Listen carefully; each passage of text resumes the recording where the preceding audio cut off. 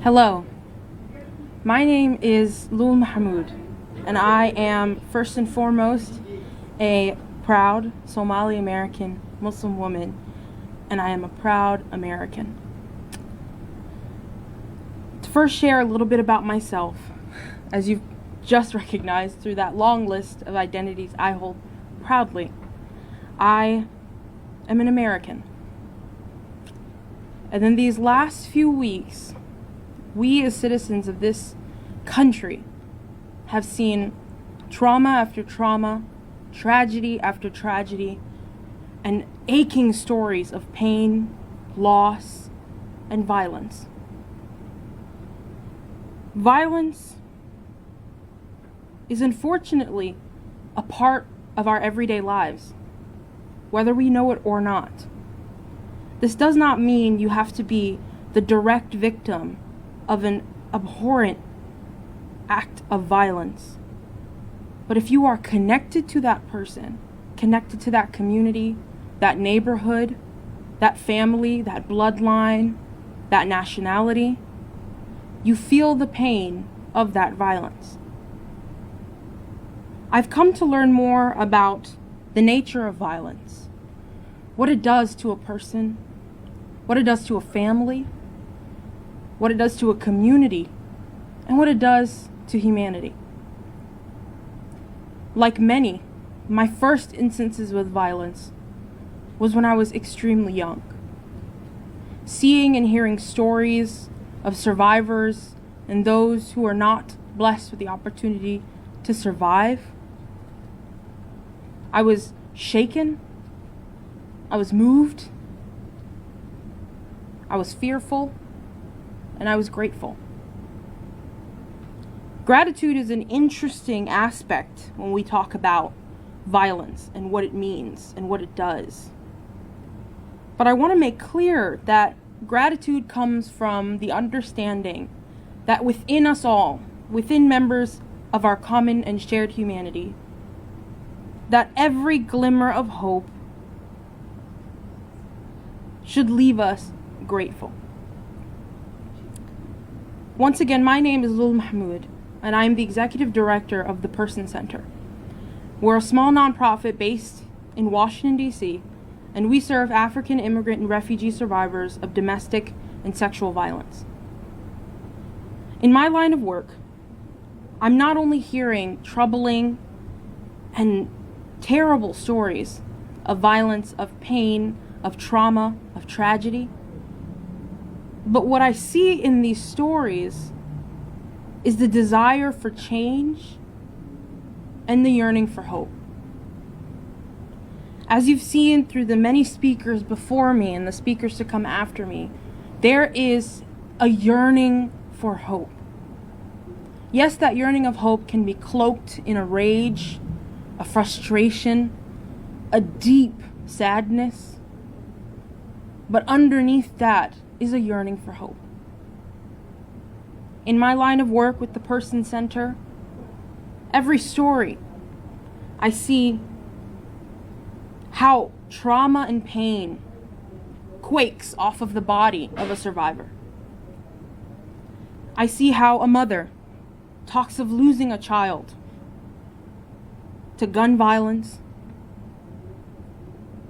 to the terrible realities of war, to persecution, to trafficking.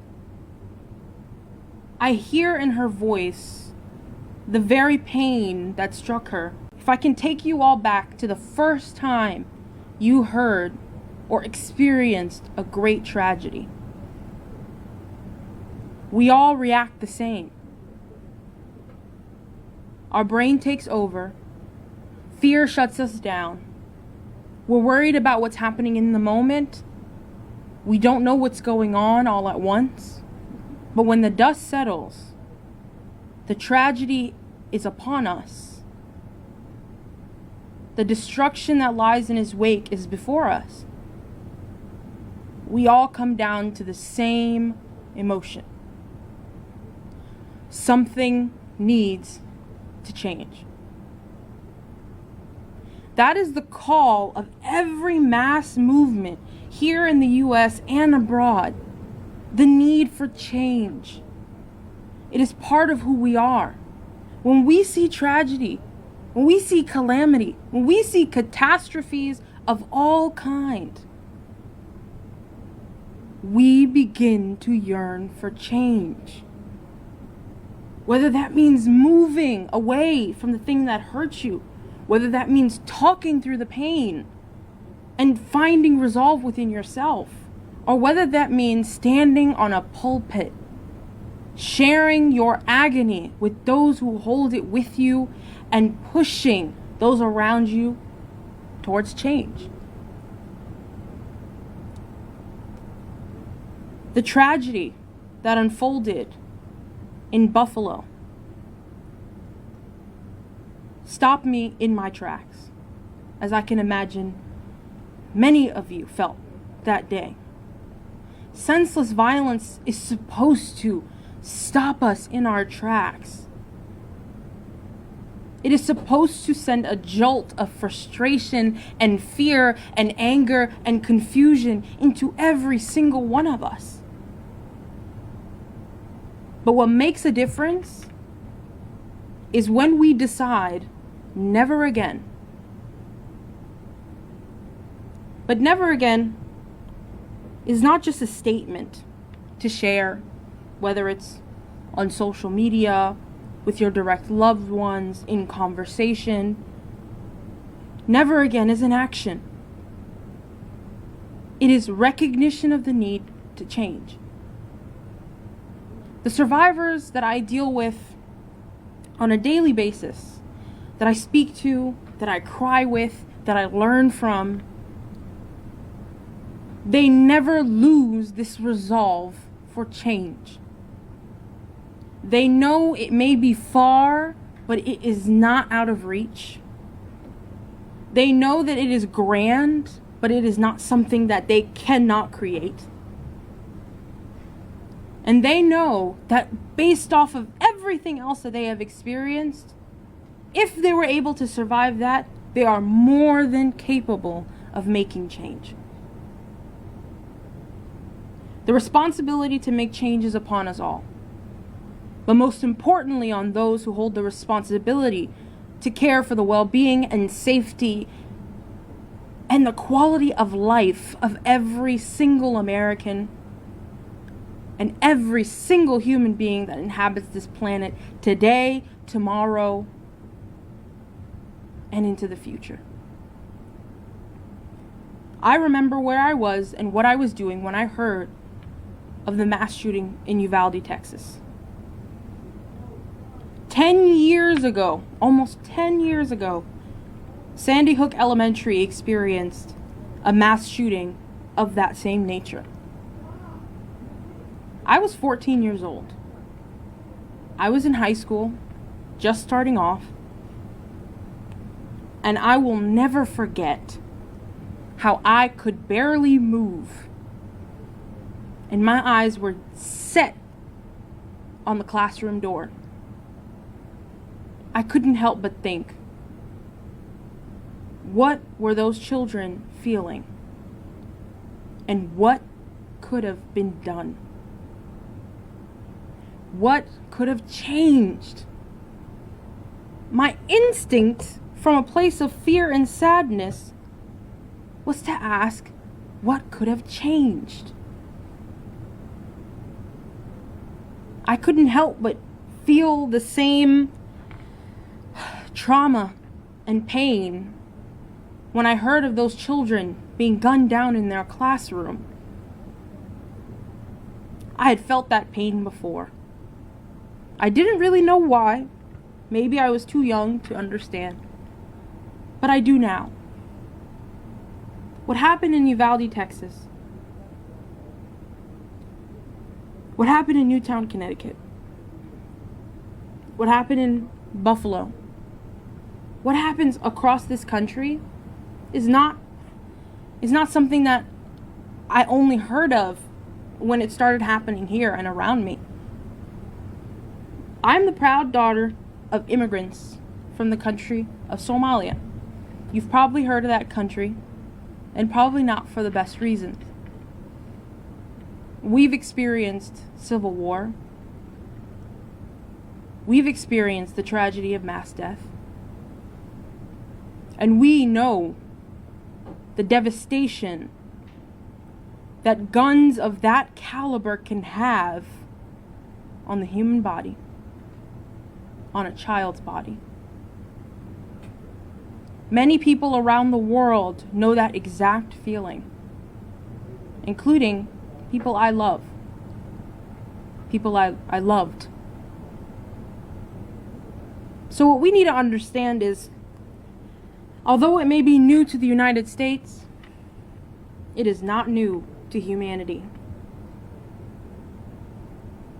And many of the immigrant mothers I work with and serve, many of the refugee mothers I work with and serve, were reminded of the horrible tragedies they experienced in their home countries the day that they heard what happened in Uvalde, Texas, when they heard what happened in Newtown, Connecticut.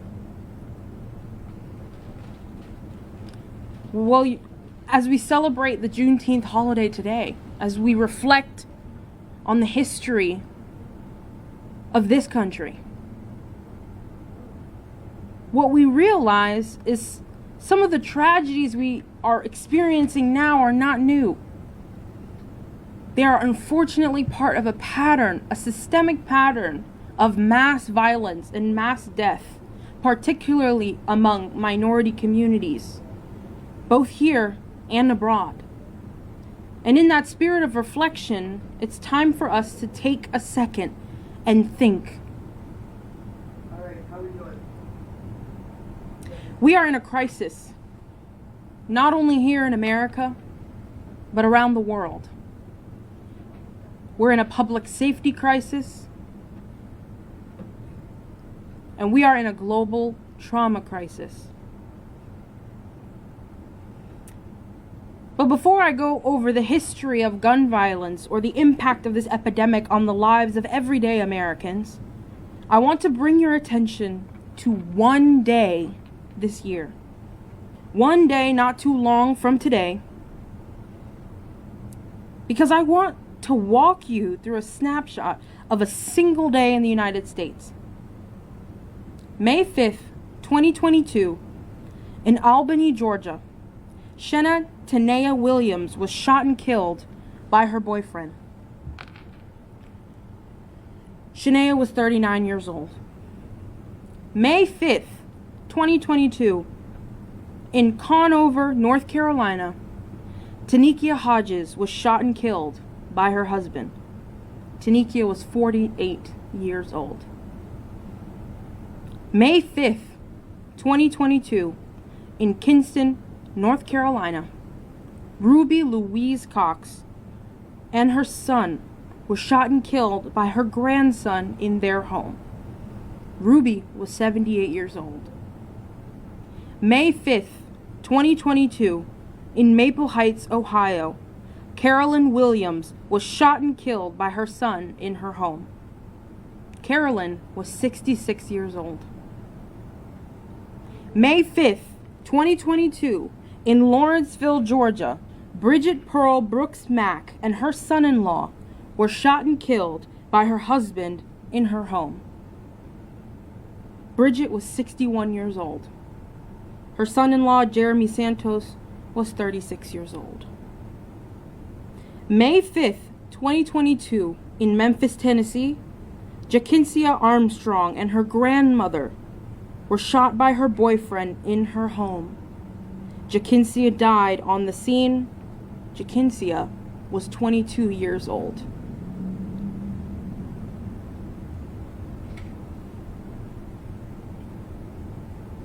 As we know, 320 Americans are killed every day to gun violence in this country.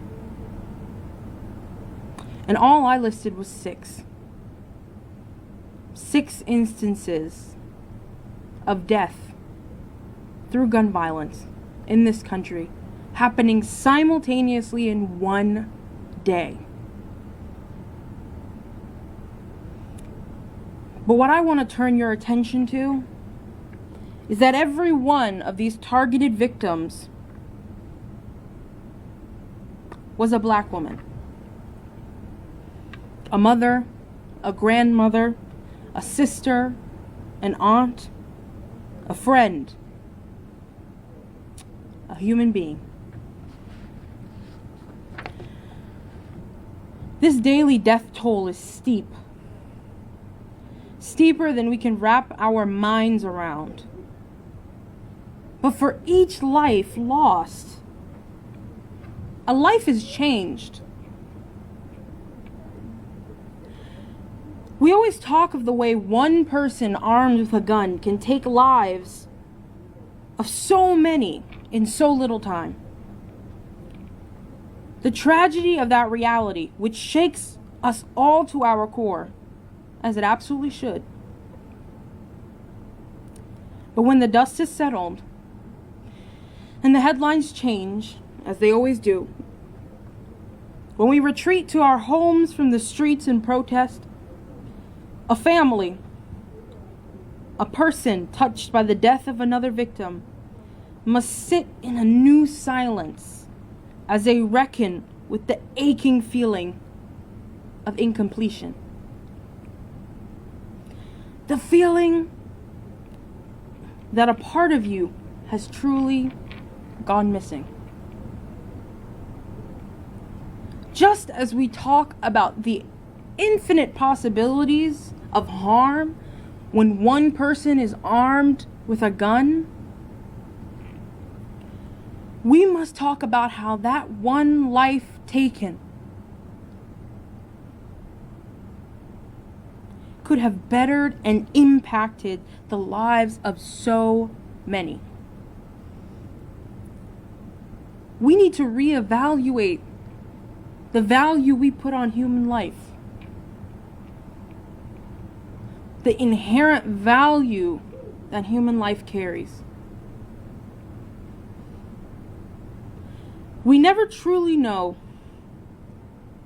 how much a person has impacted the lives of others until a life is taken at the pull of a trigger.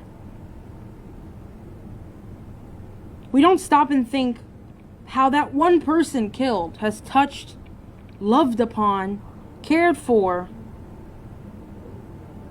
and took care of endless numbers of people. Those that they've known and those that they don't know. Those that they loved and those that loved them.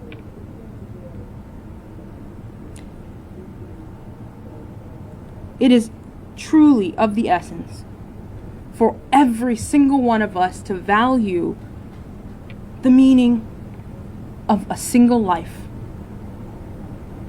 Whether it is a life that two parents fought so hard to bring into this world, whether it is a life that someone carried on their back to safety, whether fleeing pain, injustice, danger,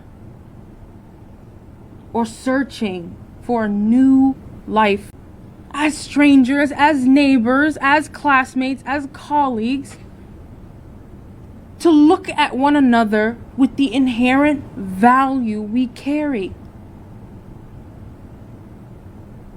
We live too often in a society and a system that tells us who means what, who matters and who doesn't. Many of us are just now beginning to realize the threat that hate and fear has on every single one of our lives. I live as a black Muslim woman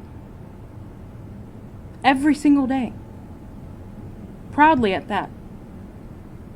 But I know what hate and fear looks like. I have felt it when I walk into a room. Survivors I sit with tell me how hate and fear blocks them from the care that they need, that labels them as the one to fear instead of the one to care for.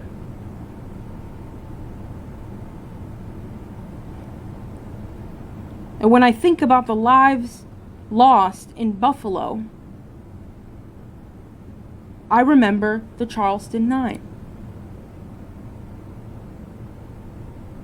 How good, God-fearing, kind strangers to me, strangers to many across this country,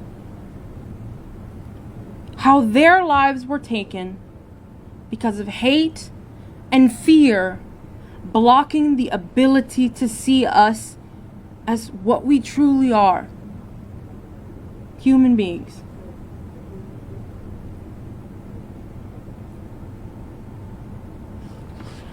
The victims of May 5th, 2022 that I shared with you today, the 6 targeted victims, the 6 black women, the mothers, the sisters, the aunts, the cousins, the friends,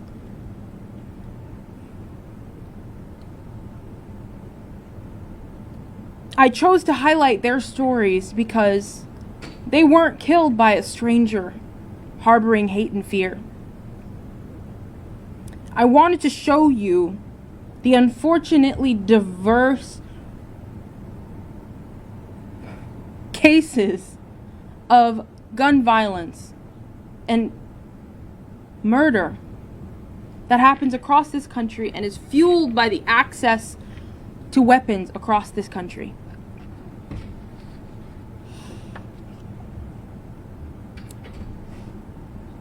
Domestic violence and gun violence continue to overlap. It continues to take lives, it continues to shatter families, and it continues to traumatize our communities and our nations for generations to come. Freedom from violence in the home means freedom from gun violence. Freedom from abuse in the home means freedom from gun violence.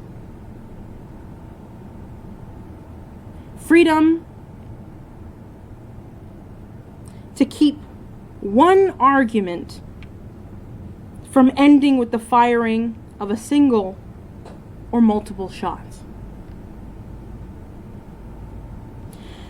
In domestic violence, we find that guns are not only a means of murder, but that guns are a means of intimidation. They are a means of manipulation, a means of control. And yet in our country today, abusers are able to wield deadly weapons over their victims. And their victims being primarily women and children. Reminding their victims that they hold the power to choose each day whether they live or whether they die.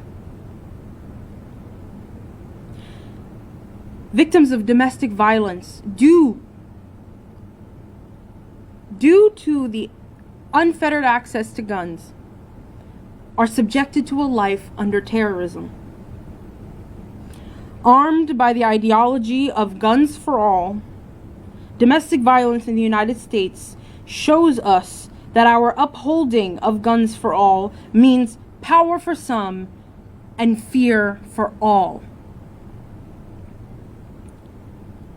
Power for some and fear for all has become the state of many communities across this country.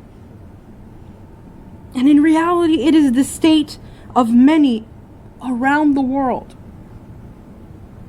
The terror of violence and the trauma of pain remains a shared reality for people across nations, cultures, languages, and religions around the world. What those children of Uvalde heard, felt, and experienced was shared by the children of Sandy Hook 10 years ago.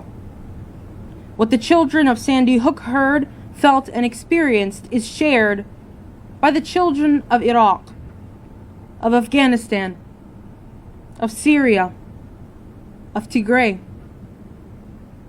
and of my family's home country of Somalia, and many other countries around the world. The horrors of these weapons of war on the flesh of children is not new and is not novel in our lifetime. Not novel in my 24 years of life. And it remains the reality for so many children every day. If you listen to the voices of the immigrant and refugee communities across this country, these mass murder tragedies across our country is nothing new for them. They remember the screams, the blood, the terror. They remember the names of the people they had to bury or leave behind to start anew here in the United States. They continue to hear through phone calls, messages of the murder of 3, of the murder of 7, of the murder of entire families.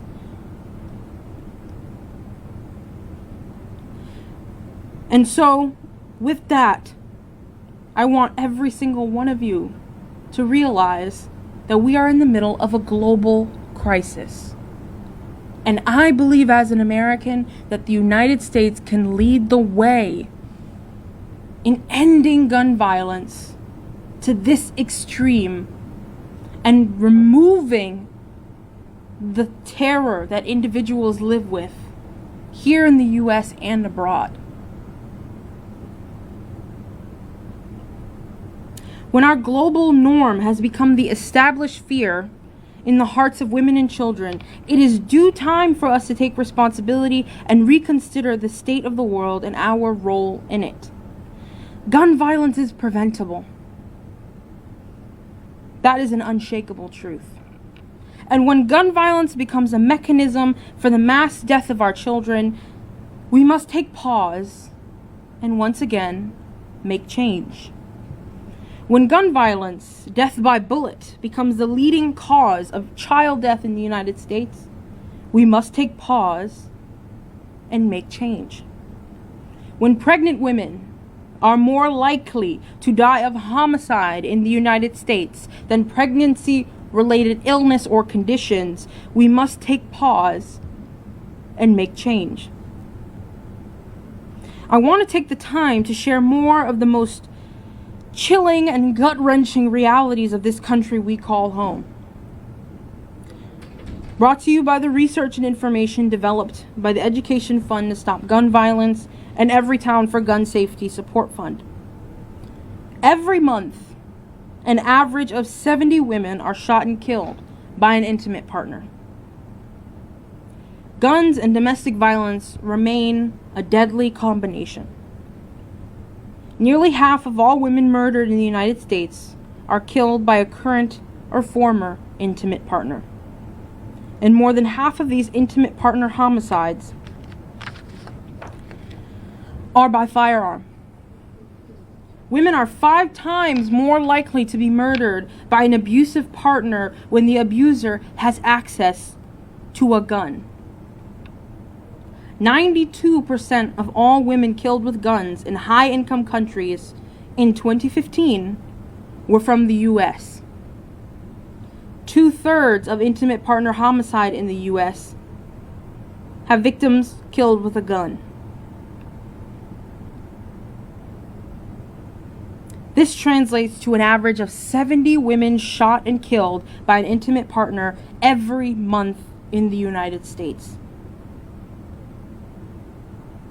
And the rate of killing women by violent partners with a firearm has accelerated in these recent years.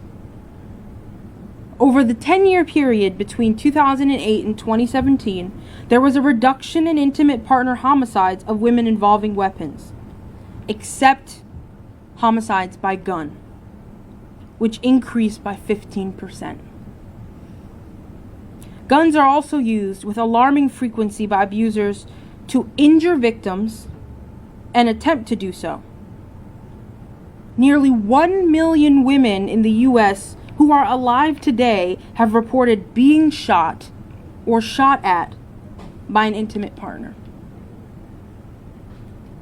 I want us to pause and to reflect on an extremely powerful story shared by Representative Cori Bush.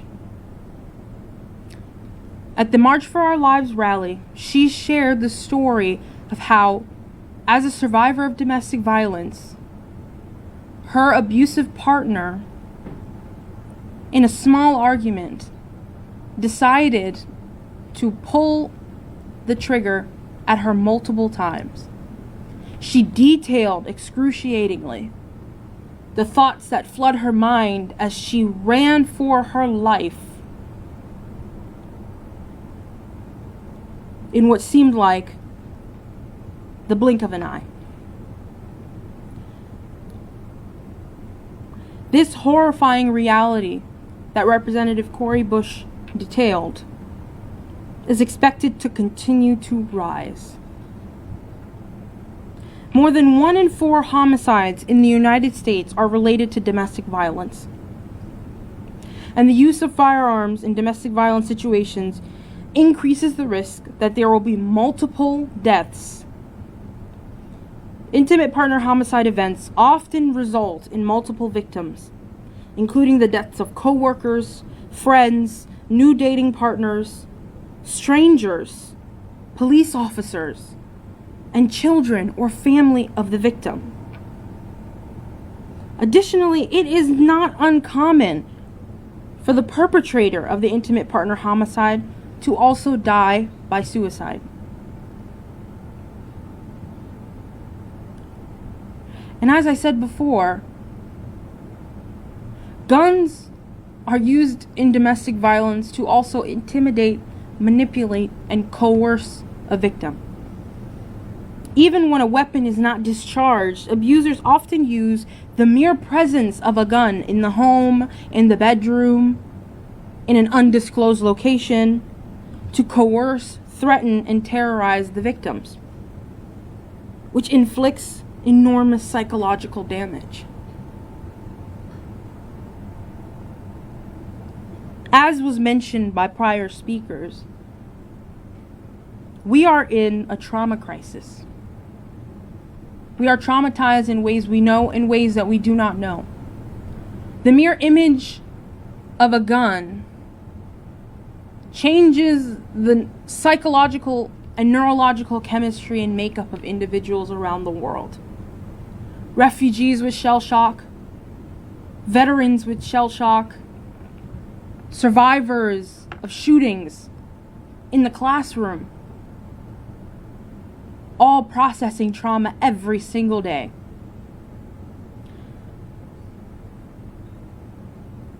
The image of a gun alone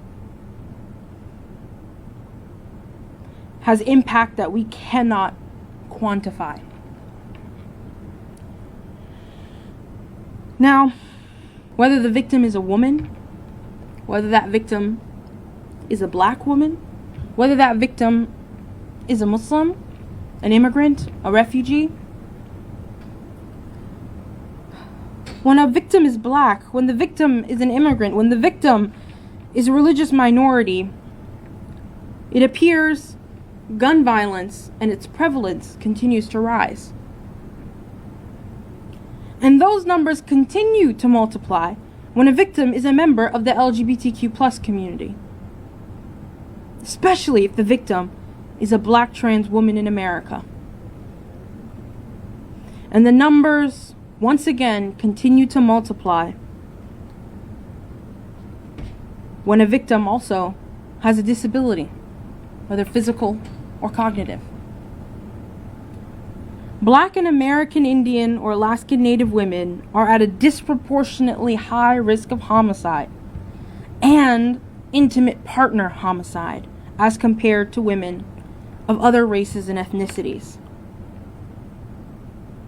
The Violence Policy Center reports that where the relationship could be determined, more than 90% of black women killed by males in single victim or single offender incidents knew their killer. Nearly 12 times as many black women were murdered by a man they knew than they were killed by a stranger.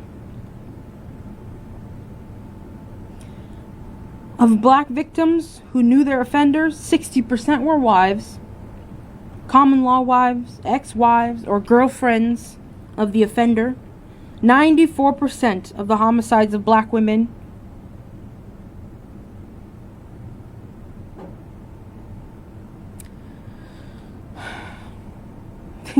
these numbers are very important,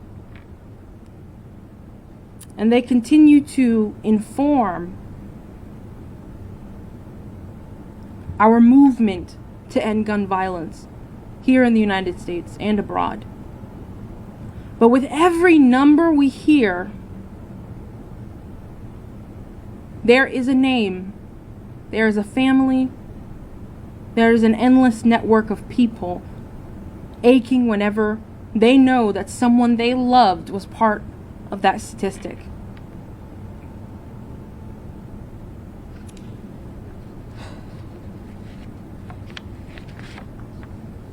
Those 6 cases I shared with you that happened on May 5th, 2022, every single one of those cases proves these statistics to be true.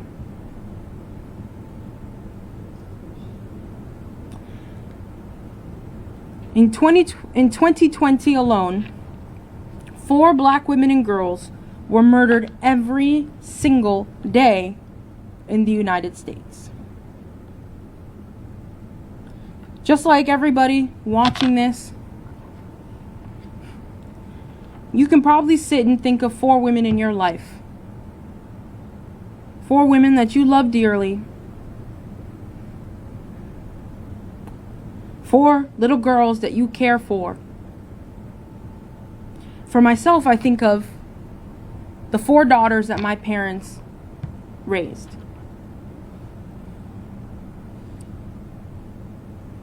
And the reality is, statistically speaking, in the United States today, myself and my 3 sisters could become victims of black femicide in the United States. It pains me to personalize these numbers, but it is necessary for us to personalize these numbers because that forces us to once again remind ourselves of the inherent value of every human life. Ending gun violence is a personal issue. Ending gun violence is a liberty issue. As a proud American, I know that I have the right to live a life free of fear. A life where I can build a family and know that they live safely and are entitled to the same rights and access to liberty and justice every single day of their lives. That is the beautiful nature and promise of the country we call home. But when we fail to make that promise a reality, we not only make life harder for our most vulnerable, but we make life harder for ourselves. The people that we love, the people that we know, the people that we don't know, and the people we love regardless.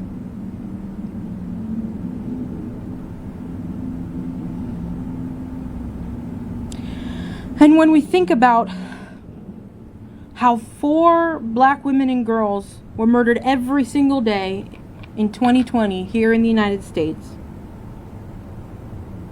we have to remember that this was not due to illness.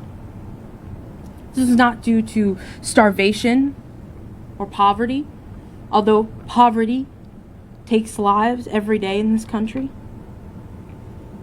But it was due to this preventable crisis of gun violence. This reality is almost entirely guaranteed that every single day our most vulnerable will die at the hands of a criminal, at the hands of a loved one, at the hands of a stranger. because of a gun. The only question at this point is not will this happen, but when, where, at school, at our workplace, in our mosques, churches, synagogues, at our festivals, concerts, conventions, our hospitals or doctors' offices. If you were paying attention, every location I just referenced, there has been a shooting or mass casualty event. But more importantly, where it is most likely to occur is in our homes. Because on that deadly day in May 5th, 2022, every victim, Shenna Tanea Williams, Tanikia Hodges, Ruby Louise Cox, Carolyn Williams, Bridget Pearl Brooks Mack, and Jakinsia Armstrong. Every one of these women, mothers, grandmothers, daughters, aunts, cousins, friends, human beings, were shot and killed in their homes. Now I want to take the time to share with you something that I hold dear and believe that every American and our leaders ought to hold dearly as we persevere through this crisis and imagine a country and a world free of the horrifying violence of guns. I want us to take time to do what the survivors I work with do every day. I want you to take time to hope and time to imagine. Hope is one of our greatest tools, as it was the beating heart of many historical movements of change across this country and around the world. Our imaginations, another important tool, they both allow us to make our dreams into realities.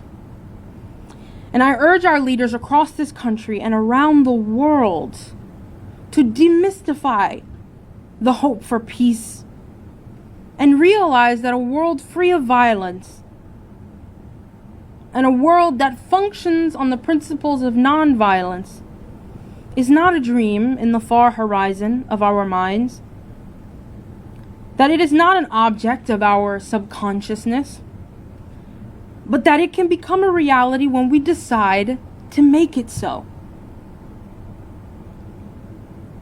If you look around you just at the technology that you're using to watch this now, or sitting in your back pocket, what we see is a testament to the lengths and depths of our innovation and what it looks like to dare to dream. Now, how can we use pessimism? How can we choose pessimism and absolutism when the world around us stands as proof that no idea is too great and that no dream is too far or magical? When will we now say that our moral responsibility to make our country, our places of worship, our gatherings, and our homes safe is not a lofty or indulgent dream? It has been the reality before, and it can be the reality today. And every person, every individual deserves the right to see that dream realized, to see that dream as their reality. We all believe that the children are our future. Or at least we say that we do. If we truly believe that the children are our future, we would do everything in our present to ensure that they lived in a future worth dreaming about. No child's dream should stop at living for tomorrow. No child's dream should stop at hoping they'll make it to high school graduation. No parent's dream should stop at hoping that their child will get back home today. No leader's dream should be that they make it to the next news cycle. We need to keep dreaming big. We need to keep hope going, and we need to lead by love and action. It is time we invest in hopes and dreams. The hopes and dreams that do not solely drive profit margins, but the hopes and dreams that only ask to see the loved ones taken too soon finally live for the milestones we all hope and pray to see. Hopes and dreams that only ask for children's lives not to be stolen, but to be nurtured and encouraged to grow. Hopes and dreams that let mothers watch their children prosper and let fathers guide them by their hand. Hopes and dreams that let parents dream of everything that child can do in their lifespan. Hopes and dreams that let parishioners praise and worshipers worship in complete peace and stillness. Hopes and dreams that let teenagers run and huddle in graduation gowns and not run and hide from bullets in their classrooms. Let's dare to hope and dream for more. For the people we love and the people we lost. For the people we will lose in this crisis. Let's dare to lead when the responsibility to do so is in your hands. To our leaders, the chance to make dreams happen and have hope become a reality is in your hands. As a kid, I always hoped and prayed for the opportunity to make my parents' wildest imaginations come true. To take the dreams that they carry so close to their heart and make it appear before their eyes. And when the hopes and dreams of a nation, of a nation's children, lies before you, the easiest thing to do is pick it up. The hardest thing to do is to step over it. My message to every single one of you is simple. It is to continue to hope and continue to imagine.